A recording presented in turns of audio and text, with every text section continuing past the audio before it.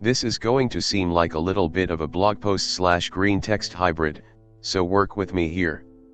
Way back in 2011, I used to take semi-regular road trips from San Antonio to Wichita Falls to visit some friends who'd moved out that way because of some job openings on Shepherd Air Force Base. While Wichita Falls isn't a bustling city by Texas standards, it's big enough to draw in business from places as far out as Oklahoma.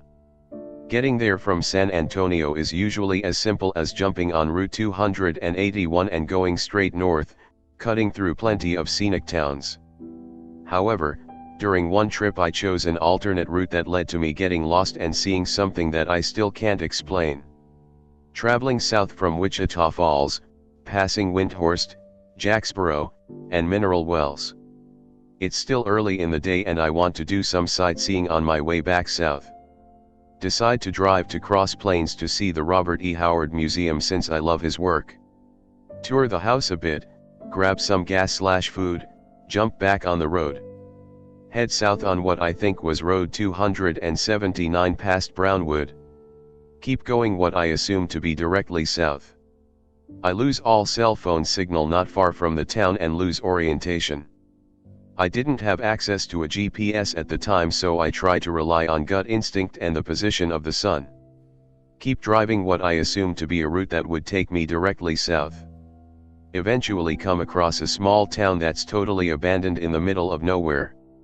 From a distance, something seems weird about the buildings, but what the hell, it's civilization.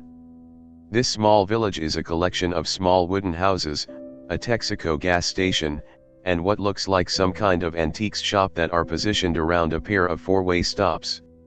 The houses, gas station, and shop are all covered in these bizarre, large black blotches that look like some went crazy with a very large and powerful hopper gun. These black spots seem to ignore the geometry of the surfaces they're covering, adhering to walls, windows, and roofs almost seamlessly. None of them are the same shape and are all oblong ovals with minor variations. On top of that, there are piles of garbage and refuse piled up in front of every structure where their walkways meet the road. None of the windows are smashed or boarded up. The buildings were totally ignored as far as I could tell. Every window that I could see through was pitch black. No signs of electrical power anywhere. Get out of my car and inspect one of the trash piles. It's all just useless scraps of newspaper, egg cartons, and various other mundane consumer items. I start to get the feeling that I shouldn't be there and need to leave. Jump back in my car and continue past this strange little painted town. I eventually manage to reorient myself about 40 minutes later of driving and eventually come to the town of Cherokee. I tried asking around if people had heard about anything I'd just described but had no luck. I would try to use Google Maps to try and trace my journey but can only get a rough estimate of where I was. To this day, I invite any Texasanons or drivers to help find or rediscover whatever it was I saw. I couldn't find the buildings or intersections on any maps, and the black blotches still seem a bit too uncanny to be an edgy art project. I thought it was just a bad case of artillery fungus, but that's just not possible. They look like pick-related but roughly 4 to 10 inches in diameter. How long did the town seem to have been abandoned? Just a few years or more like decades? How old was the trash? How large were those blotches? The town itself. The town's buildings didn't seem to be unmaintained as far as I could tell.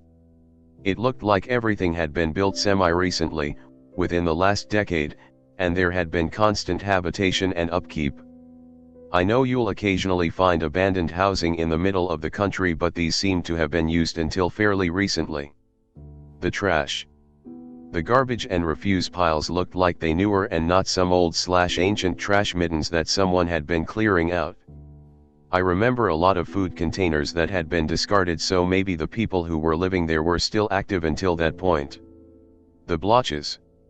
They were about 4 to 10 inches in diameter and didn't have any features to them other than their size. They weren't spaced out evenly from one another and just seemed like a random smattering, like a Jackson Pollock painting. I hope this helps.